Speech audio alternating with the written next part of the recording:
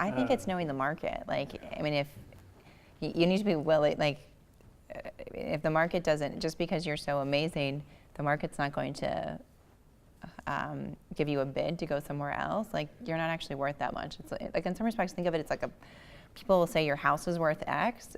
Great, it says that you're worth that, like the house is worth X, but until someone actually buys it at that level, it's not worth X.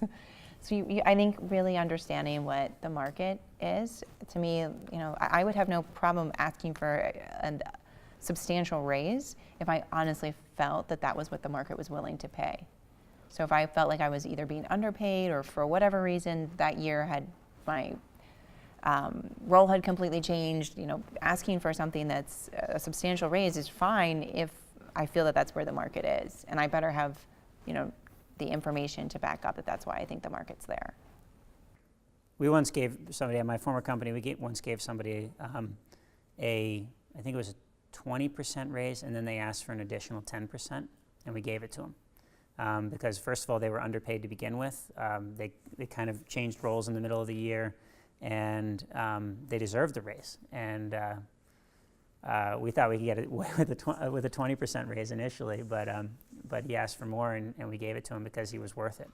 So that's probably the exception rather than the norm, and especially depending on the style of company you're working at. If you're working at a big company, it's probably never going to happen. If you're working at a smaller company where HR policies aren't quite figured out, then you probably have more flexibility to negotiate that raise. But you're probably going to start at a lower salary as well.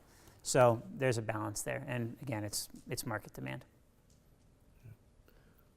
What I never quite realized when I was starting out, that even though certain types of engineers are paid a lot more as a starting salary, some companies will actually give them smaller raises over time, so that, say, within 3 to 5 years, the average pool of employees is paid just about the same amount.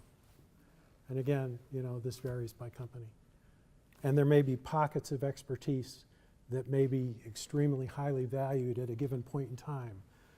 Like an expert in hydraulic fracturing, for example, 3 years ago could write his own ticket, regardless of who he worked for, simply because he could actually go out and get another job at a much higher salary. But those are very isolated cases, particularly when it comes to big companies. And trying to figure out where the next big thing is, to me, is pretty much impossible. So go after what you love, because you're going to be there a long time. I don't know, I just don't possibly know how you would know what the next big thing is going to be. So